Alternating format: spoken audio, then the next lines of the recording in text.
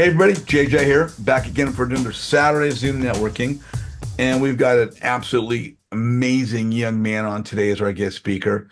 We're very blessed and fortunate to have, many of Pace Morby's sub-2 rock stars. And as you've heard me mention Pace Morby before, he's a premier genius in creative finance in the country, which means the world. And Pace's sub-2 community is by far unparalleled as the best real estate education platform in the country today, bar none. And we have another one of Pace's amazing, astronomically escalating young rock stars. This man is someone I met personally. Had a chance to speak with him, with Zoom with him, and get connected. My good friend, he is an entrepreneur, family man, just an all-around great guy. My good friend, Mr. Alex Barnett. Alex, how are you? Great, JJ. Thanks so much for having me. Oh, my pleasure, brother.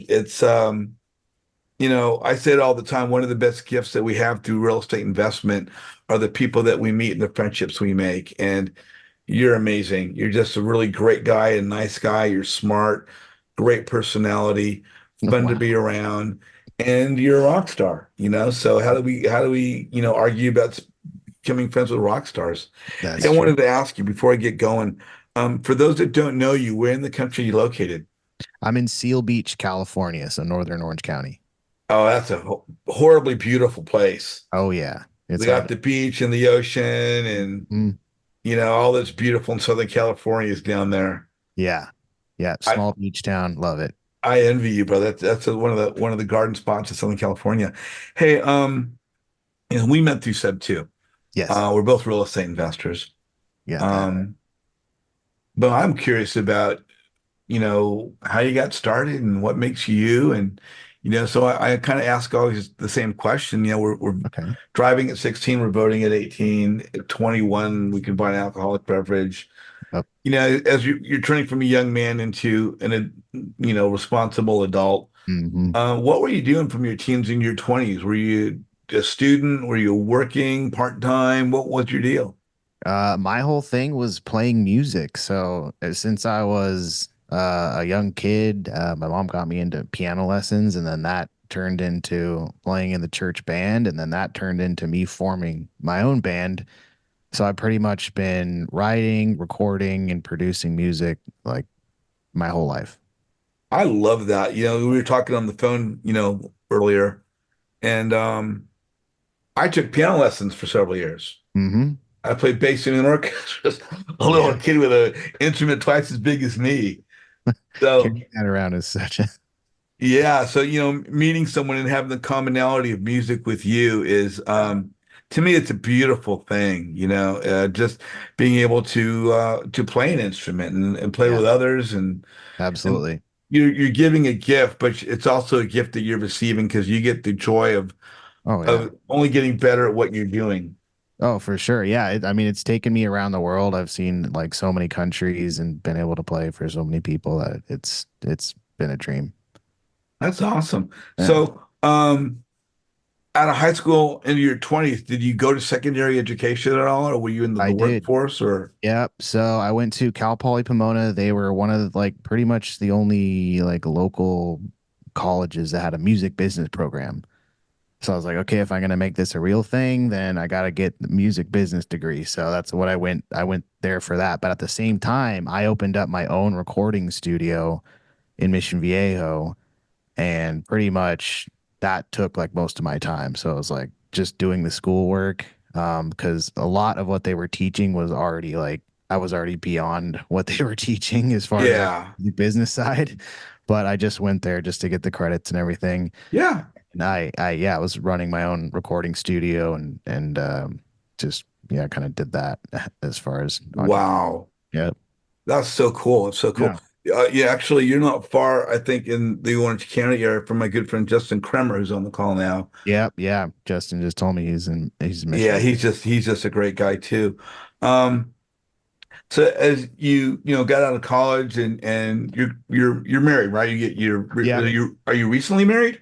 Recently married, but I've been with her for like 15 years. There you go. So you must have met when you were like in grade school. Yeah, for sure. kind of. Yeah, I met her. I had the studio, and then she came in to record. And actually, like, my mom kind of hooked me up there because she was at some like parent party, and my wife's mom was there too. And she's like, "Oh, my daughter's getting into music. She needs a place to record." And my mom's like, "You got to go to my son's studio." And so that's kind of They're how we good. Way met. to go, mom. Way to go, mom. Yep, Way to she go. hooked me Mom's up. looking out, you know. Where are the Exactly. grandkids, right? Exactly. Yeah. And from there, Yeah. we formed a band. We started touring nationally, internationally, and that's kind of like what the trajectory was. Like just that's pretty much what I thought I was gonna do, like for the rest of my life. Yeah, and I'm just realizing like Justin's also a drummer. Not only does he live near you, but Oh he's a my, he drummer. looks like a drummer. I knew there was something up with him. Yeah, cool. Hey, so let's talk about real estate, man. Yeah. We met through Sub 2. We're both Sub 2 students. How did you find out about Pace? Did you walk in, did you go to an event? Was it Bigger Pockets? Was it a commercial on TV? Somebody dragged you to a meetup? Well, how did you find out about Pace Morby and Sub 2? So I think it was so basically the way I originally got into real estate in general was like live music shut down. So I was like, I need to pivot into something and actually make some money here. So I went down the Bigger Pockets route first, and I think somebody had mentioned him on Bigger Pockets or something early on before he was even on there. And they're just like, you got to check out this Pace Morby guy.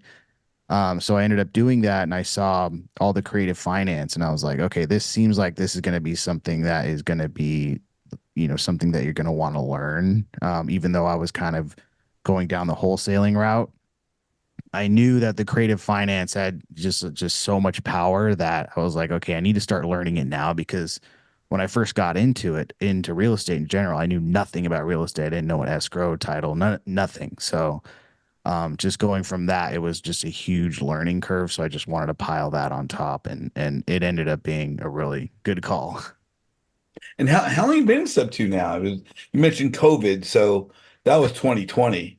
Yeah, so I'm trying to think. I think got my first deal. My first deal was end of 2020. I think I started doing like seller reach out in, let's say, April 2020. Got my first deal in October 2020. Got my first check January 1st, 2021. And then from there, I think it was a couple months later that I found Sub 2. And then I think I wanted to get a couple other deals under my belt before I actually joined the mentorship. But I was working with people in Sub 2, partnering, JVing with them. And that's what kind of got Yeah, me. it's just a great community. It's just Oh, a, I just know. a It's great amazing. community. Yeah, You know, the hardest part is it's growing so fast you're is right. to really focus on who do we want to do business with? Who do we want to connect with? Because, you know, I went to Disneyland Wednesday night with my girlfriend, right? We spent the whole day there. There's so many people there now that you can only get on so many of the rides, Right. right? It's like real estate's the same thing. There's so many people in these communities. Yeah. There's so many people out there that you can't meet everybody. Oh, I know. So I how know. do we meet the people that can really bring us some value? But it's just part of the process. Oh, Hey, totally. your topic today is flipping using creative finance. Yes. Why don't you, well, let's jump into that and start sharing some gold nuggets. And if people have any Sure. questions, people on the call, I'm sure they can come on and ask a question. But uh, normally people think about creative finance for wholesaling. Right. Yeah. When did you Wholesaling. realize you could do that for flipping? Yeah, I mean it's kind of just coming natural now. Like you can use it for wholesaling. The low equity became really big, taking over people's mortgages. So those are usually buy and hold properties, buy and hold exit. Um, but it just kind of became second nature where I would ask people like, hey, how about I just, take over your mortgage if you still have a mortgage and then just pay it off once we fix it up and then resell it.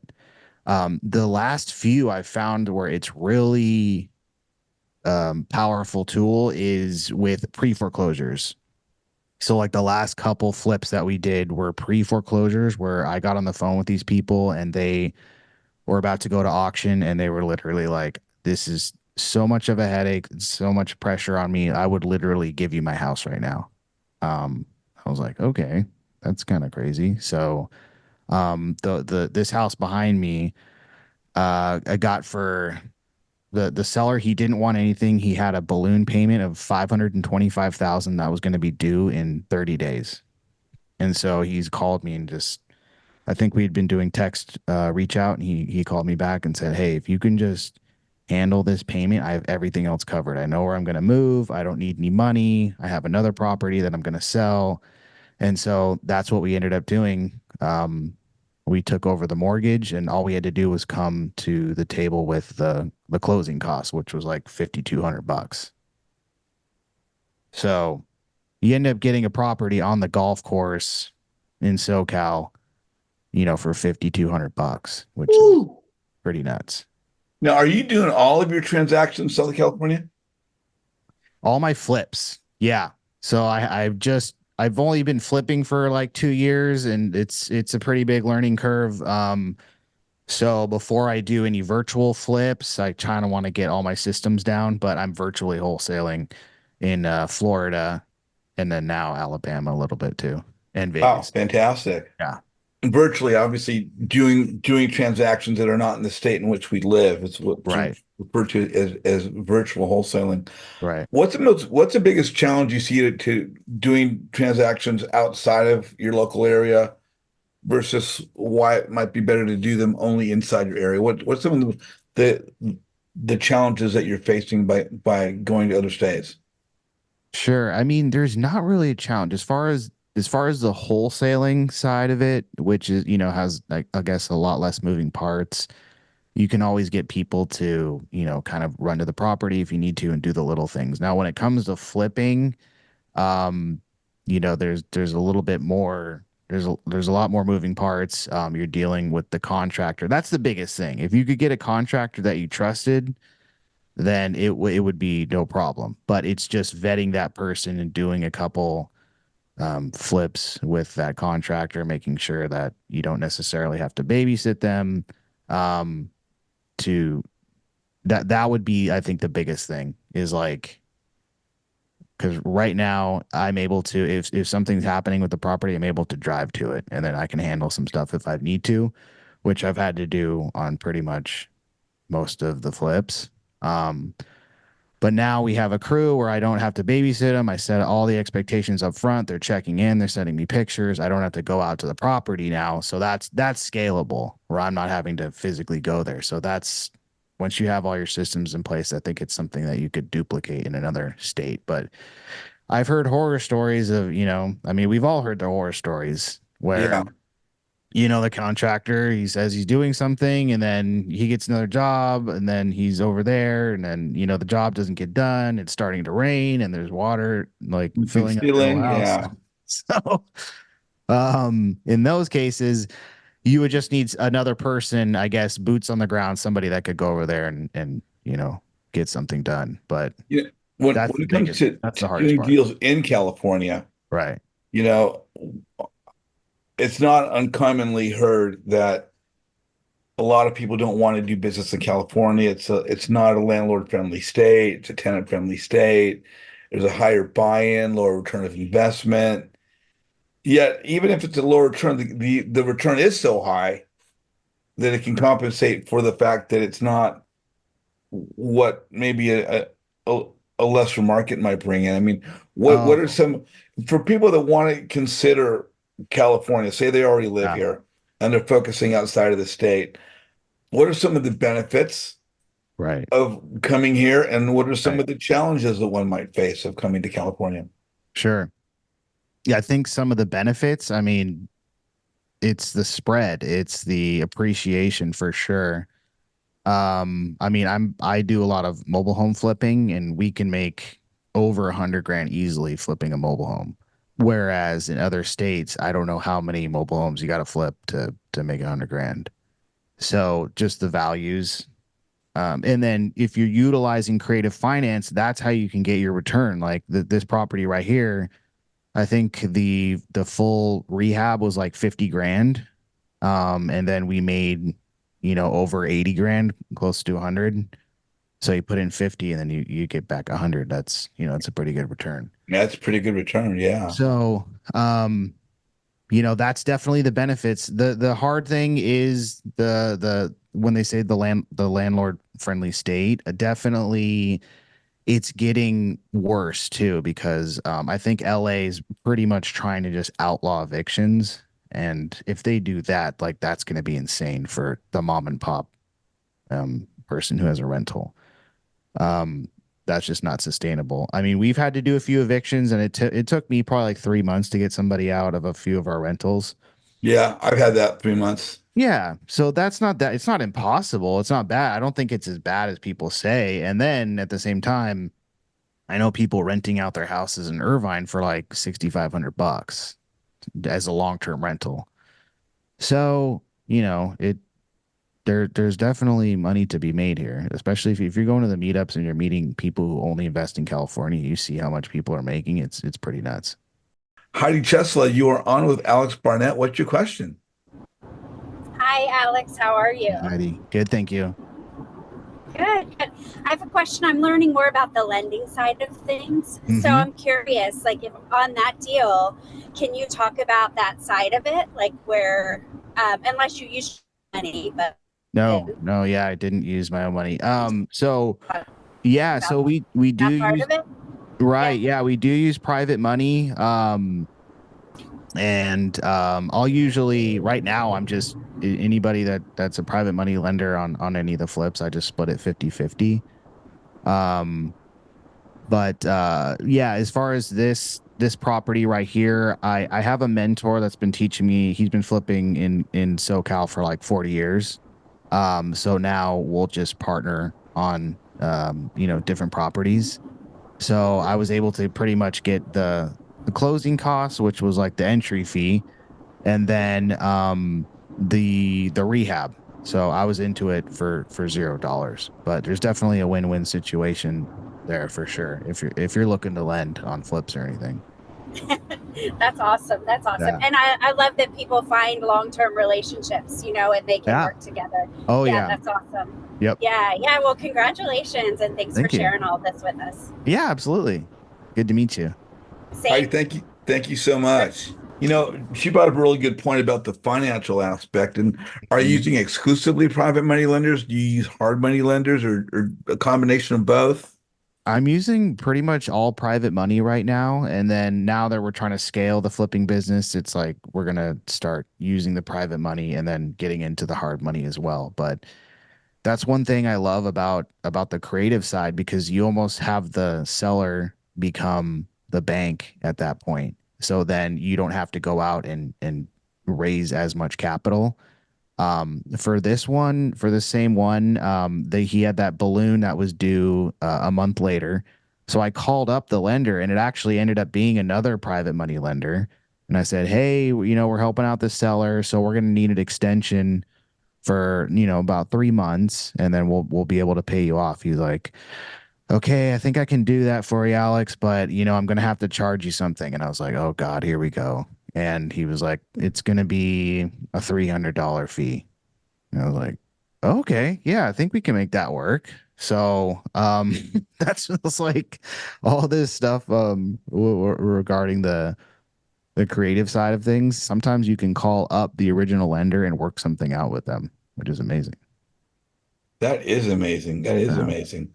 So as you moved into this almost like your own niche, has this kind of happened by accident for you? Did somebody sort of mentor you in this?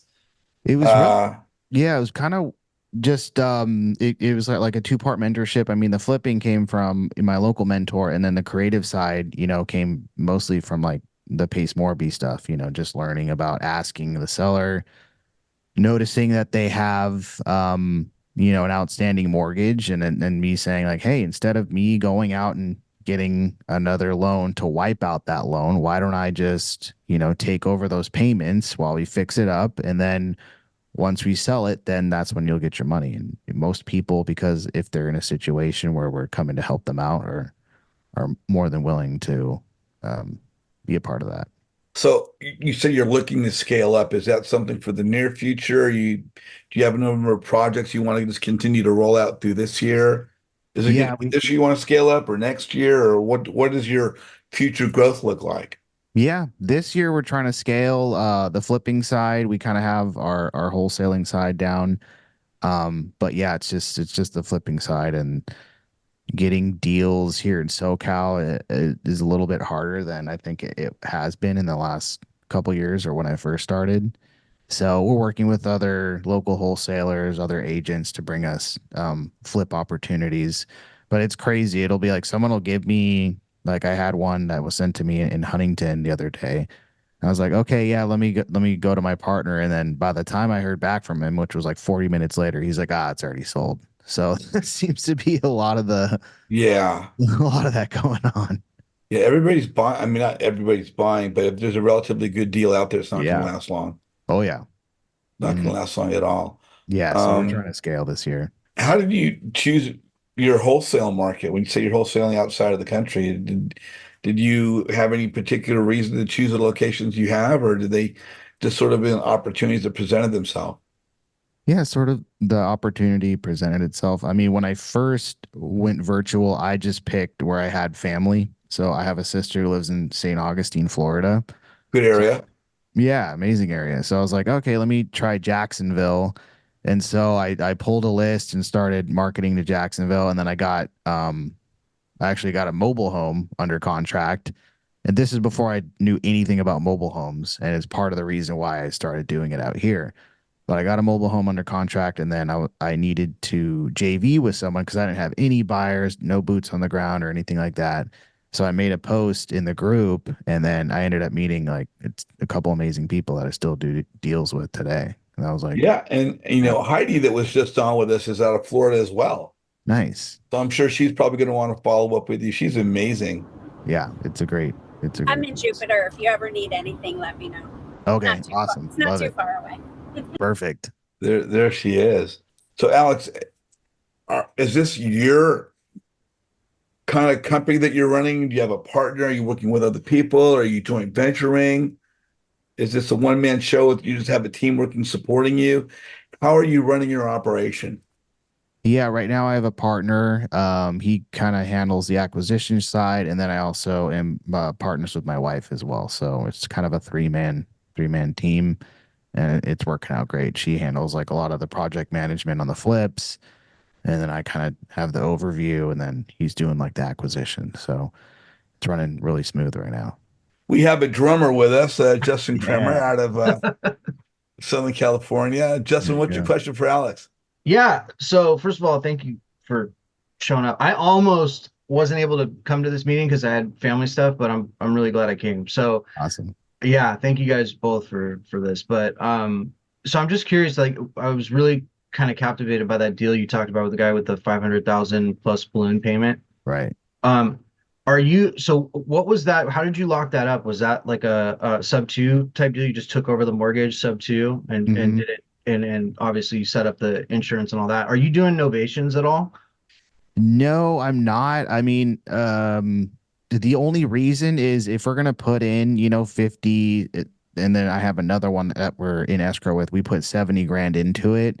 We like to, take the title, just so Right, there's nothing like squirrely at the end, right, where they'll see how much we're making or whatever it might be. right. The longer the time goes, it's like people can just go freaking sideways. Yeah, I mean, you know how it goes, but.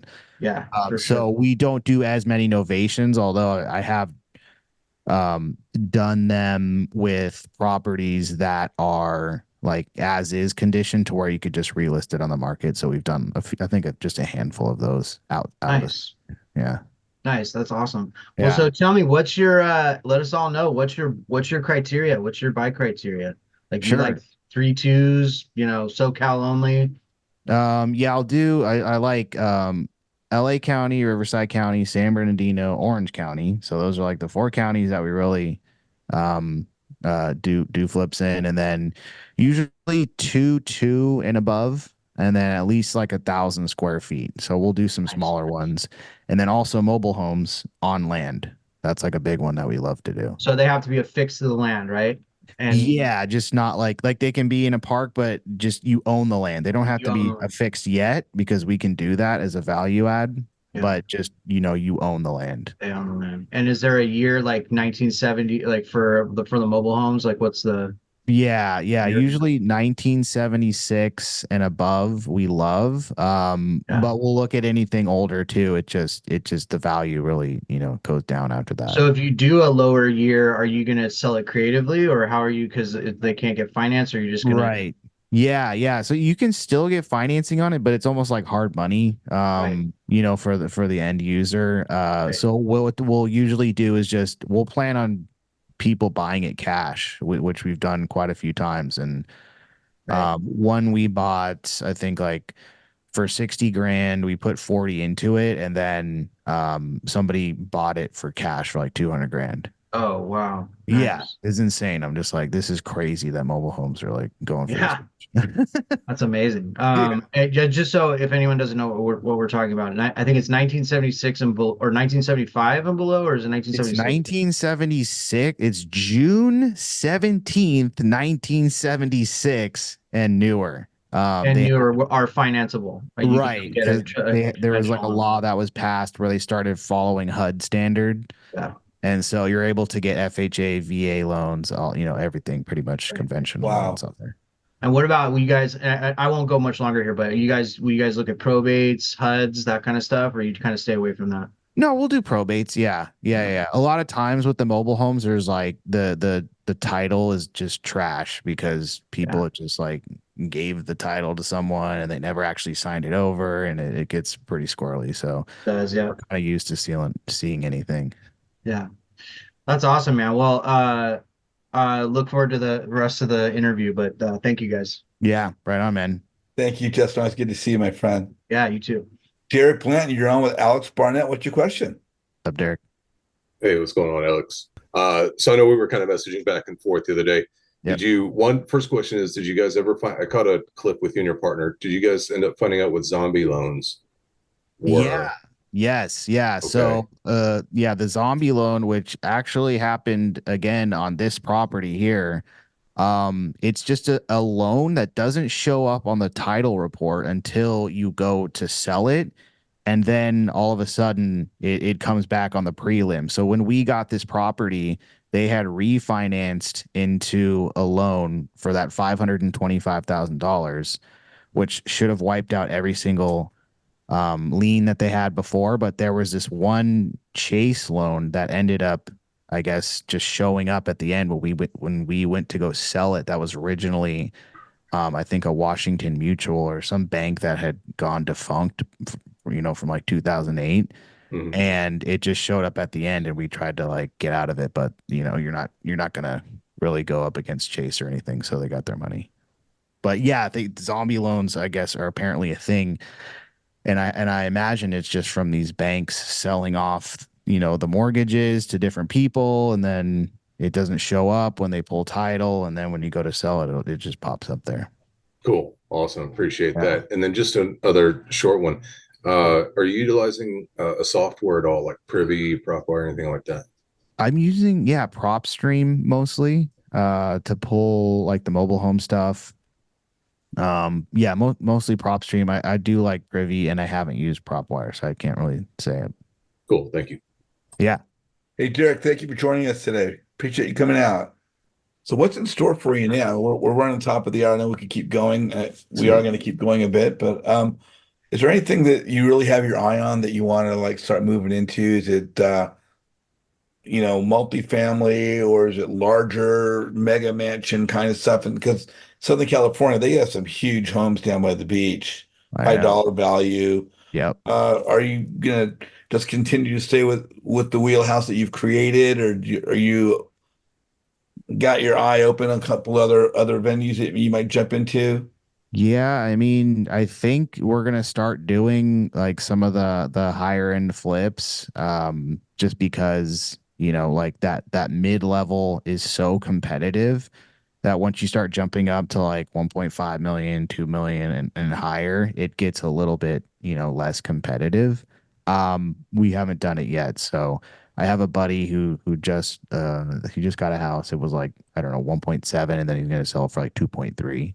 So it's a different clientele also. So you're not just putting in the regular material. You got to go a little bit higher end with it. So it's just another learning curve. So that's, I think, something we're planning on doing. And then looking at like out of state mobile home parks, RV parks and stuff like that. So always, Yeah, I just met a gal in Orlando by the name of Jill Jensen, mm, who might want to introduce you to, who yeah, actually has interest in participation in mobile home parks. love it. Yeah. Yeah, so that's a name we're mentioning. She'll be coming on as a guest Perfect. speaker in the future. Oh, love it. Yeah. Yeah. No, like just going down the mobile home, like whole rabbit hole is just it's so cool. I just love them. So eventually I think that's the move, is to like start moving into the parks, which you can wholesale, you can flip mobile home parks, you can pretty much do the same thing we're doing just on a It's big. amazing. Yeah, it's Yeah. just absolutely amazing. Uh, Heidi was mentioning in the chat earlier about, there's so much that the average person, average investor doesn't know about mobile home parks. We just think about single family home, Mm-hmm. wholesaling, rehabbing, buy and hold. Yeah, Right. then there's multifamily, there's the higher end flips, there's mobile Yeah. home parks. Yeah. There's just so much out there that it's just amazing. Oh yeah. It's crazy. Dan Young, you are on with Alex Barnett. What's your question? It is. Hi, Alex. I'm just wondering, you said that you came away with 100 grand on a mobile home and you split that 50-50 with the PML. What was your like maximum allowable offer when you started? Like what were you getting the place for?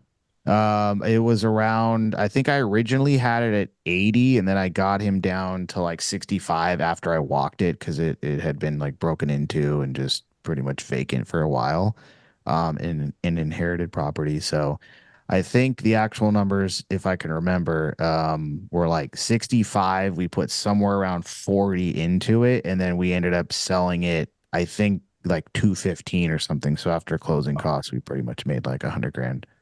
Wow, that's amazing. Yeah, it was cool. That was like our very first flip, and it was pretty much at like the top of the market. And so if that one, for our first one, I was like, oh, flipping so easy. Oh my God. I don't know what people are talking about. All day. Yeah. And then as it started coming down, it was like the profits were getting skinnier and skinnier. I was like, okay, I gotta pay attention to what's going All right, on. I appreciate the heads up. You Yeah. got it. Want to wrap things up and get into the breakout rooms, but before we do, I've got two last questions for you. Mhm. If people want to get a hold of you, what's the best way for them to reach out? They've got questions, not only people on the call right now, but people watching on YouTube weeks and months down the line. They can go to my Instagram at this is Alex Barnett, Barnett. I'll give my phone number to anybody. So 949-466-7344. Call me anytime. Alex, my last question for you is, I've got a networking group. I talk about the importance of it all the time. Yep. You've come into this community and you've just shot up like a rocket. You've really ascended. You're doing deals. You're successful. You're doing bigger deals. You're in multiple states. There are many education groups out on the horizon for real estate investment. Each group has their own community, like join our Facebook group for our membership. So they've got people coming into these educational Facebook groups that are brand new to real estate investment. Some are experienced to real estate investment, but they're coming into social media for the first time, involving that in their real estate business. For these investors, inexperienced and brand new, in your opinion, as a successful investor, what is the importance of networking with social media to the success of someone's business? Yeah, I mean, nowadays it's pretty much everything. You can get any question answered, you can get any resource that you want. You can pretty much solve any problem just through one, documenting what you're doing, so then you have a track record, and then reaching out to people, if you see other people on social media. So, and that was one thing, like when we had our call originally, you kind of broke it down like you did with Renee and said, like, put all these things in your bio, make sure you have a profile picture across everything. And so that's anytime I change anything, it's like it's just across the board. So then you have a standard thing that people can recognize you. Yeah, And continuity in how you market yourself across all exactly. Yeah. And I still think that I'm like slacking on it, even though I'm trying to, put more into it. But when I go to meetups, people will be like, oh yeah, I've seen like all you're doing and all this stuff. And I'm like, okay, so it's actually working. Crazy. So then when Yeah, I, you I go I love your profile photo too, by the way. You're got personality, your smile. 40-year-old virgin style. There you Um, go. so yeah, and then when you go to, ask for private money or whatever, it's so much easier because then people have been kind of following your journey and seeing like what you're doing and all that stuff. Exactly. Derek, you are on with Alex again. What's your question?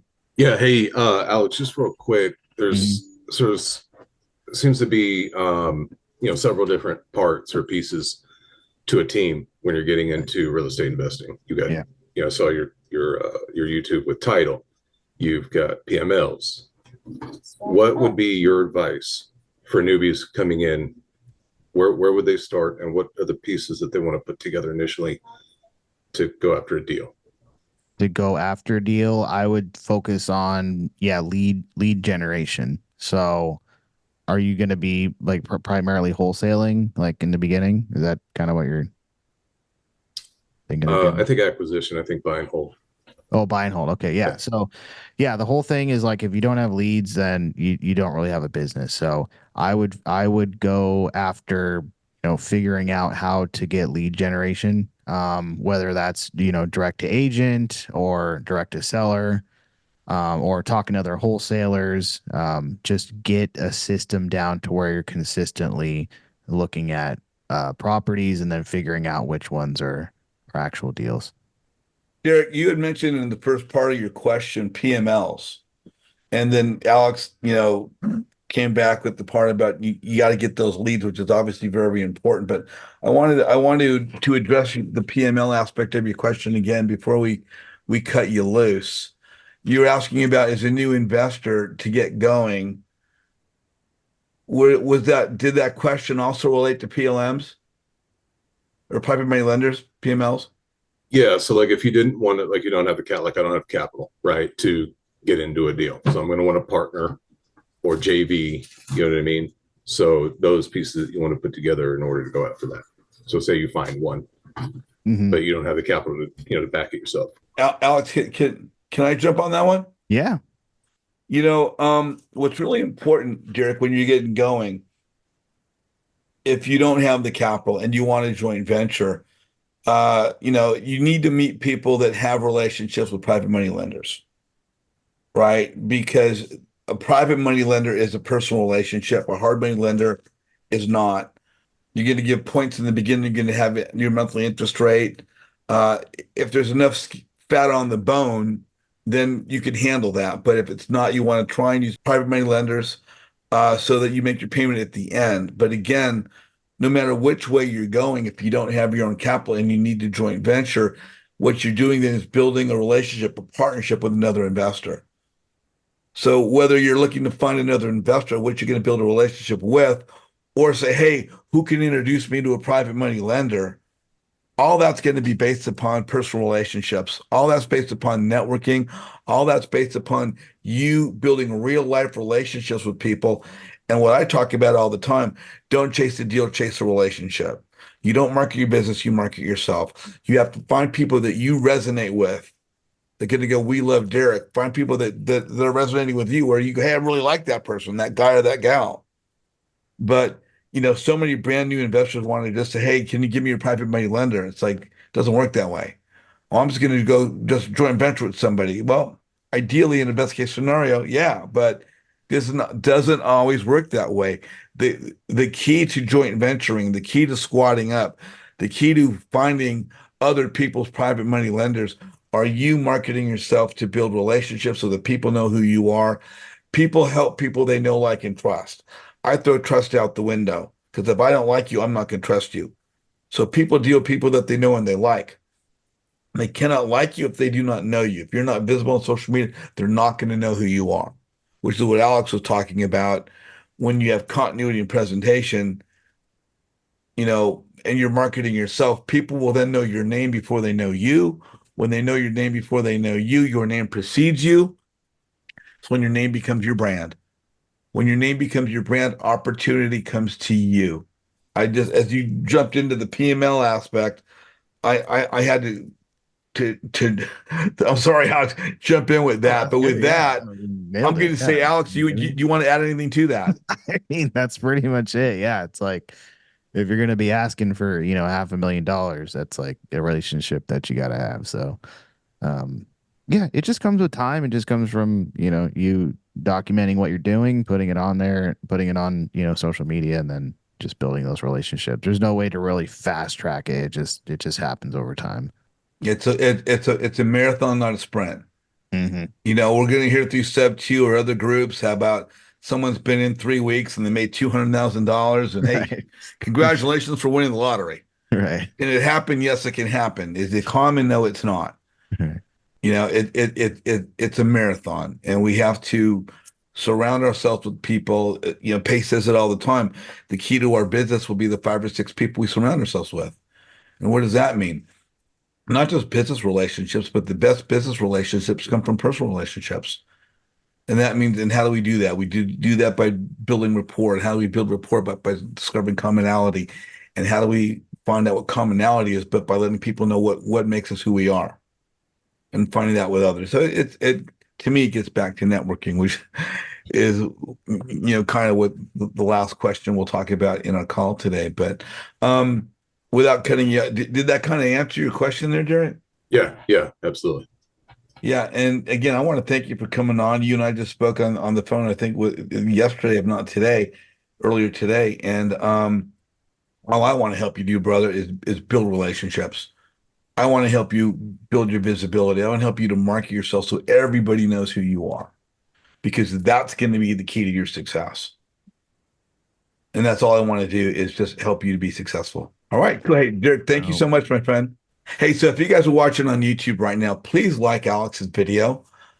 Please put in the comment section what your takeaways were, what you really found beneficial, informative, what value you found in our call today. And if you want to connect with Alex, it's going to be via his Instagram page, which is This is Alex Barnett on Instagram. And if you want to connect with me, go to my website, jjazizian.com, which is right there. Here's my IG at jjazizian. If you want to get in my networking group, you're going to want to come to this little QR code here. Just scan that. It's a registration for my group. We don't charge for we don't charge for anything we do. Just about helping one another build relationships and build our network. Come back to our calls, Flip Side with JJ. We're going to be unbelievable people like Alex. Every single week, we just try and bring you phenomenal people. Will they all be as good as Alex? Not always, because he's pretty hard to beat. But the key is to expose you to more and more people from different education platforms, different fields of expertise, and from all around the country. So I want to thank you. You guys are on the call today. Thank you for coming on. Do not go away. We're going to go to some breakout rooms. Alex, thank you for being here today. You, JJ. It's amazing. But I can't wait till my new house is done. Well, I can see you at the Yeah. picnic in June 15th in Yeah. Los Angeles. We'll all hang out. Yeah, definitely. So again, if you guys are on the call, again, this is Alex Barnett on Instagram, jjzizian.com, my website. Alex, we'll continue to do what we do, Yep. and we'll see everybody out there in the virtual world of social media. All right. Stick around, you guys. See you guys soon. Thanks for joining us today.